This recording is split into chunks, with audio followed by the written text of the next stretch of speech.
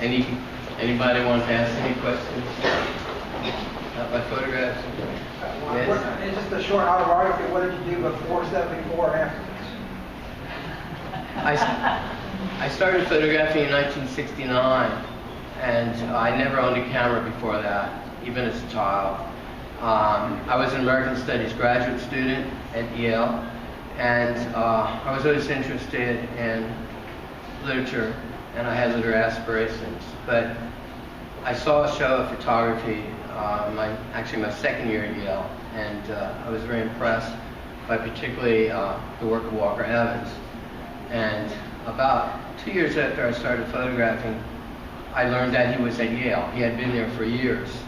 But there was such a disjunction between the graduate school and the art school that most of us never had any connection.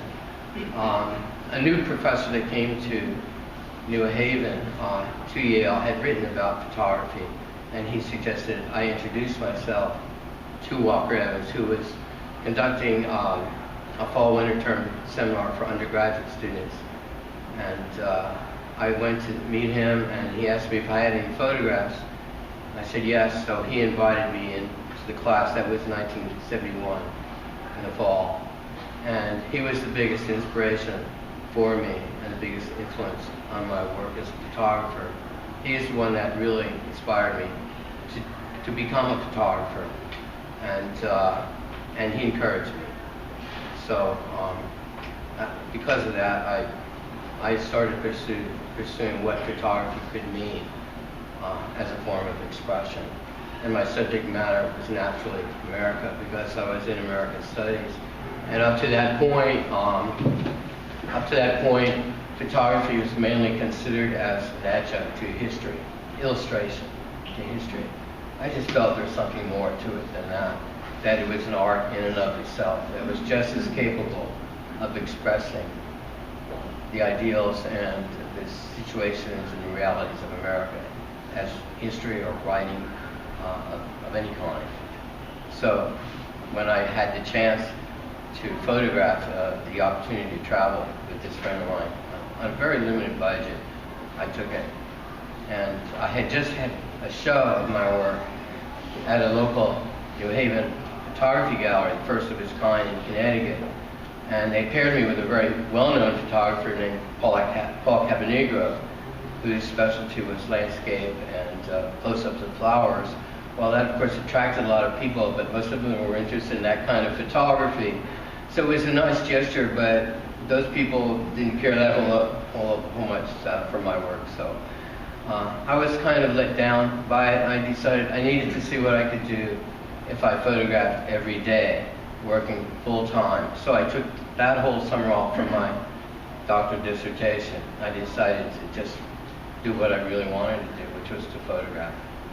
That kind of leads up. Afterward, I had some of the work published, some in journals, I had some exhibitions, but I couldn't make a living out of it, and I had no desire to make a living as a commercial photographer. I only learned enough about photography to produce this kind of print, to follow through on my mission, my ideas. I knew there was no money in that, and I didn't want to teach it. So I became a bookseller, and I'm a rare bookseller, and my specialty is art reference material and photography, architecture and design. I've been doing that ever since. I resumed photographing about 3 years ago, and I set up a darkroom in my basement, both to print new work and some of the older work from the 70s that I never printed. And 4 of the prints in this exhibition are new prints from 1974 negatives that I had never printed before. After reviewing my contact proofs from that period, I decided there was more that needed to be seen. I guess that's autobiography. Yes.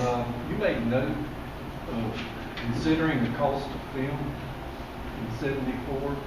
How is digital changing photography as an art?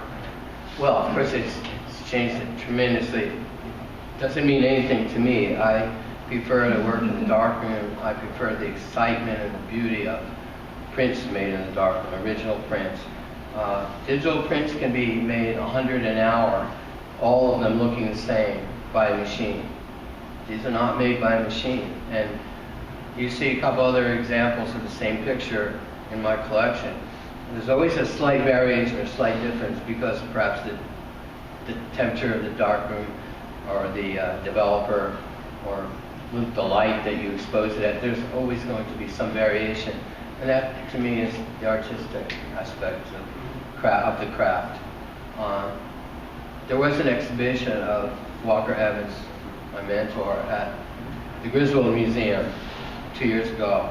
And the executive of his estate had made very large digital prints from the negatives of the very famous photographs from the 30s, from the Farm Security Administration, Resettle Administration. And I was very disappointed in them. I just didn't think they had the beauty or the punch of those original small photographs, which I got to handle as a student. Walker Evans passed them around freely, and now those pictures are worth tens of thousands of dollars, and we were holding them in our hands, and he was telling us about them. Not just that work, but the work from the 40s and the 50s. I just want nothing to do with digital photography. It's very fine for taking lots and lots of pictures and discarding the ones you don't want. But you can see from these are all planned pictures. These are carefully thought out. I wasn't snapping. There was a snapshot snapshot aesthetic even back then, in 1974. Some photographers did take hundreds and hundreds of pictures and seeing what would come out. Well, I just couldn't afford to do that. So as I said in my talk, I took my time because every photograph that I took had to count. And so I still feel that way. I'd like to stick to that aesthetic because to me that final image is so important. Not 100 of the same thing. Yes? That might transition to a question I'll ask. Okay. And that is about your aesthetic. What can you articulate about when you're composing an image? What you like and what you want to see? Wow. Back then. Yeah. In this body of work. Okay, well, I've given an idea of the subjects, just to give you a range of things that were attracted me, that interest me, and that, including people, but not necessarily because of their profession or their clothes or anything. I was interested in faces, and I also thought that every individual was photographical, that it didn't matter if they were beautiful or ordinary looking or anything. I just wanted to see what they looked like if I photographed them. And I was open to that, to whatever I found. So a lot of those places I visited, I had never visited before. So it was exciting to see what there was along the road and who was there. It was an amazing experience.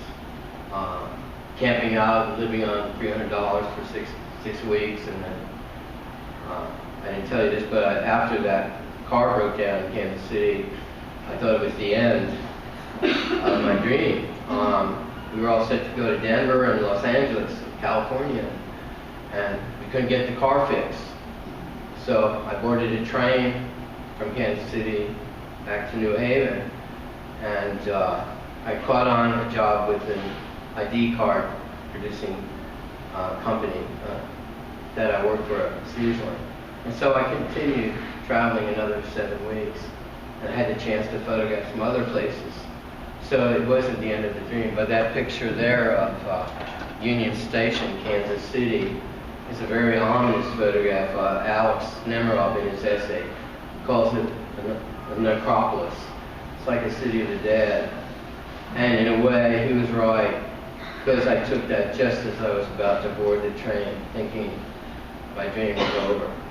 So it kind of captures something, that depression, that sadness, that it was over. The picture is important to me. I don't know if that answers the question. Yeah, there's so much emphasis now on permission from subjects or photography? I just didn't worry about that. Yeah. Did anybody ever refuse to have their picture taken? Did anyone ever refuse? Oh, yeah. Not too many, but when they did, I just, okay.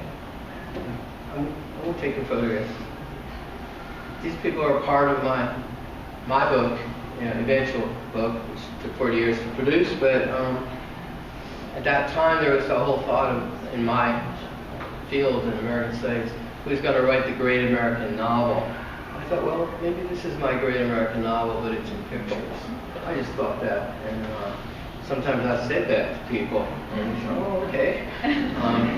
But yeah, they refused, and as I said, I didn't worry because I didn't particularly think that a whole lot was going to come of this, except for perhaps an exhibition or two.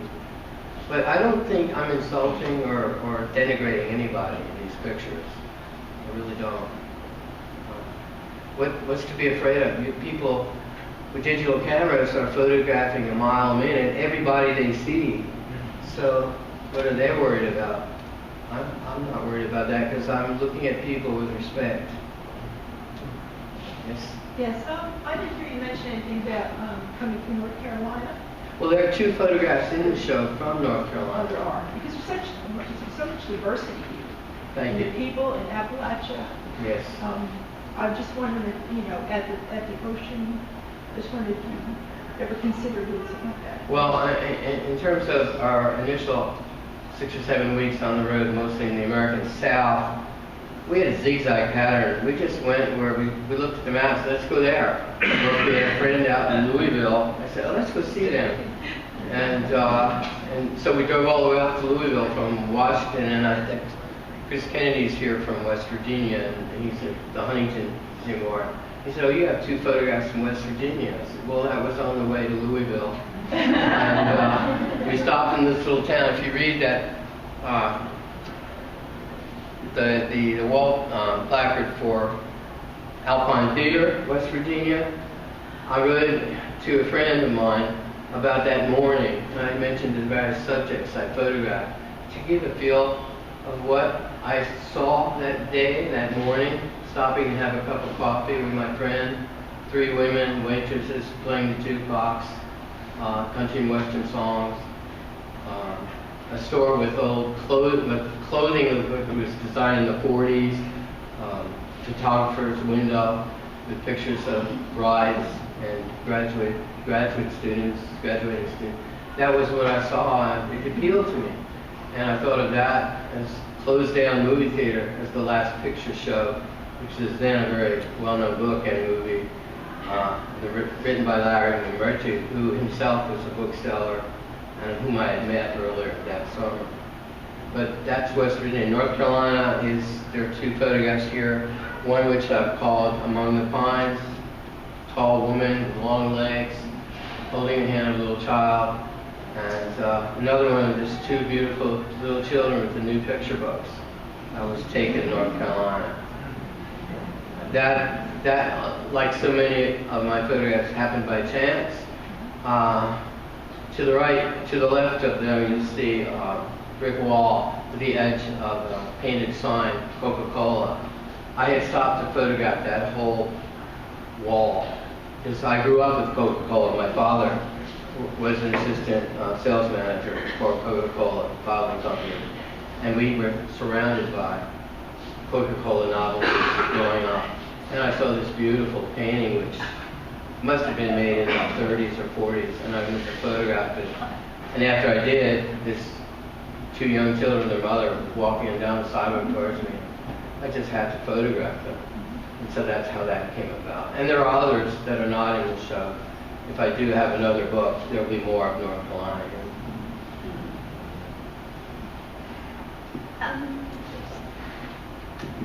Going back to the question of permission, one of the things about this show, and I think it's wonderful, is there is an absence of anyone that is representative of a more middle class. Actually, a lot of the people here are probably middle class. You think I wasn't out to photograph poverty. There's people on the street that I met, and you can't really tell. There are a lot of working class people. I didn't want to document poverty. I had no interest in reportage, photojournalism. But I don't think that really reflects it. I think a lot of people are just quite average middle-class people. Some may be poor, some rich. I don't know. I didn't really care because I wasn't trying to document anything. But you like have. You well, might not have meant to, but you yeah. have. Well, maybe so, but that was not my purpose. Right, and I do appreciate your work. I don't understand that, but No, these are people that I feel like I grew up with. And I think in the 70s, any one of them would have been pleased to have been approached by somebody from Yale taking a picture. Well, I never said I was from Yale Well, but- either. You don't say that when you're in this town. There you go. And I didn't look like anybody from Yale. I wore a t-shirt or a dirty sweatshirt and jeans, and I mean, I just didn't look like anybody that was an artist. Maybe I did look like an artist, too, but no, there was no threat or sense of patronage or anything. I just felt like among them. I myself was struggling financially, and I put all my savings into this project. I said I didn't care. That's what I want to do. But that's what you see. That's fine. But I didn't see it that. I don't see it that way. But if you identify with them, that's good, because that's what I felt. I identified with all these different people, and I enjoyed talking with some of them, learning about them. But most of all, I enjoyed photographing. Do you think you could do this again today? I mean, would it, I'd like to. I mean, would it be possible given Anything's the possible. climate? People at that time didn't think that was possible, what I did. People back then were telling me, how did you do that? How did you photograph these people? How could you get so, aren't you scared? What's scared? Why? I had nothing to lose. Sure, anything's possible if you believe that what you're doing is what you really want to do. Yeah. Ray, today the prototypical photographers, they smile. You smile to the camera. Yeah. In your pictures, hardly anybody is smiling. I think that it's so artificial. Say cheese, they smile. I mean, I just wanted the people to present themselves as they really wanted to be presented. So I gave them lots of time to get ready. That's why I say I fumbled around a little bit, made it look a little bit awkward. Maybe I wasn't quite the great photographer there. I wanted myself to be invisible, so that what you see here is someone who's just capturing life around them and occasionally posed. But you see, they're not posing as if for a family portrait or smiling. Once in a while there's a smile there, but I wasn't looking for that because that's just fleeting. It's not how people normally look. So I smile. So how did you coach them? How did you coach them how to smile? I didn't coach them or anything.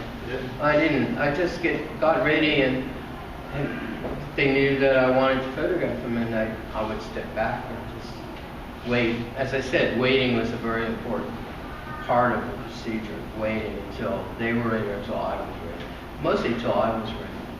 Because if they were, mocking the camera or making faces, I would just wait. Not going for that. Yes.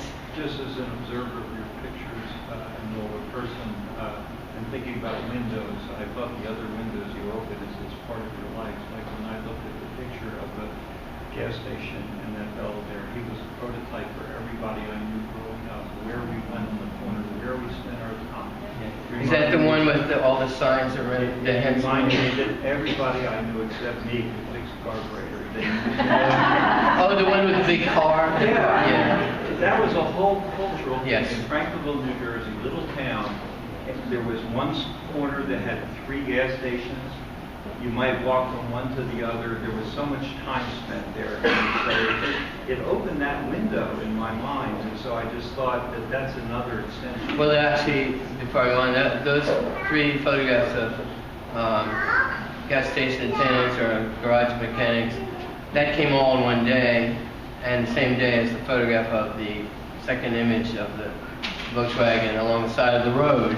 The reason for that was our windshield wipers broke down, so it's a reality. You know, we couldn't drive any further.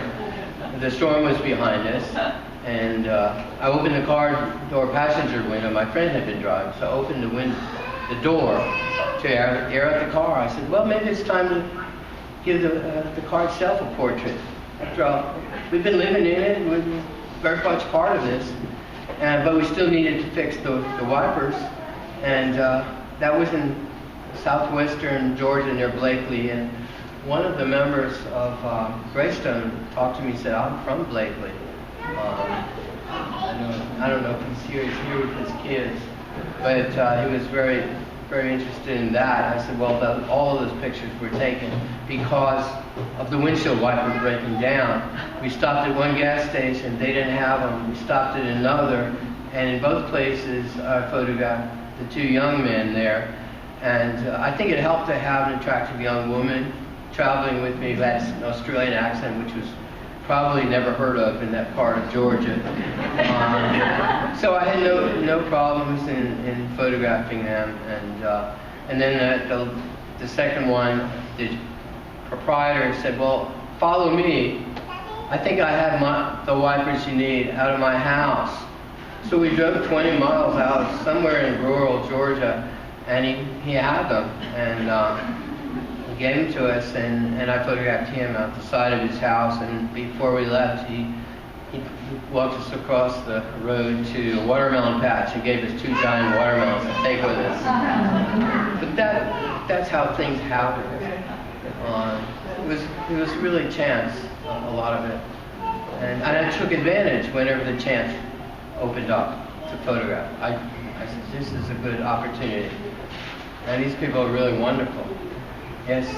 Yeah, I have a question. Because your pictures are so wonderful, working class USA, if you were to photograph today with us being so international, I think your photos would definitely be totally different and representing a whole different culture. Yeah, that's true. There's a lot more Asians in the United States now. There were very few then. Certainly in the South, there were very few Latinos.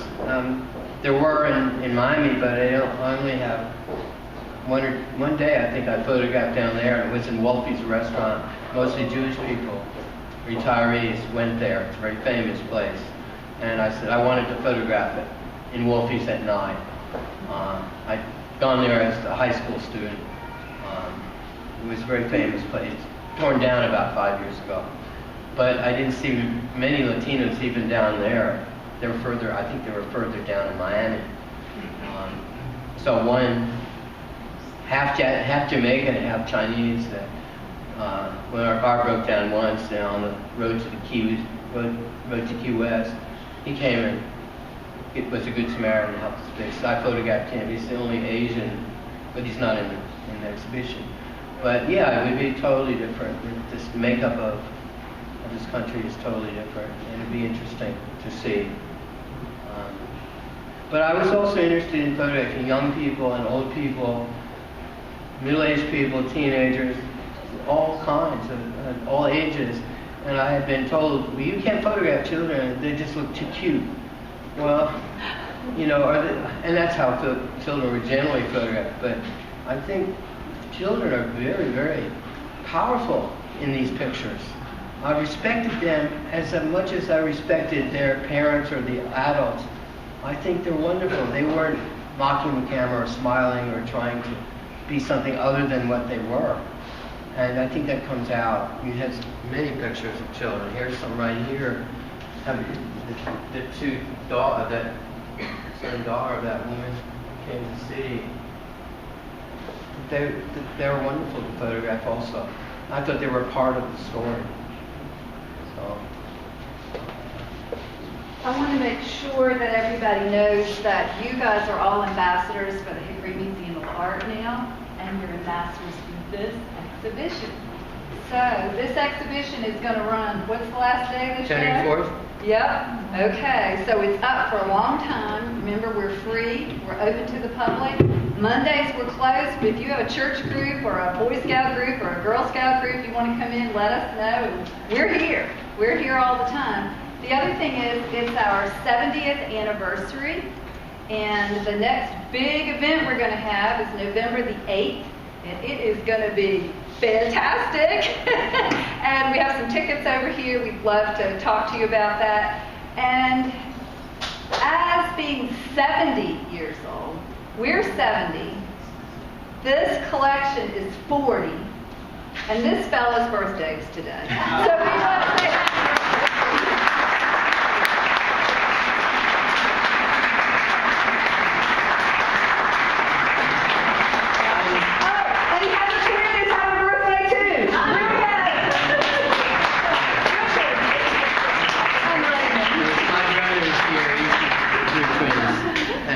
he and his wife have flown here from California.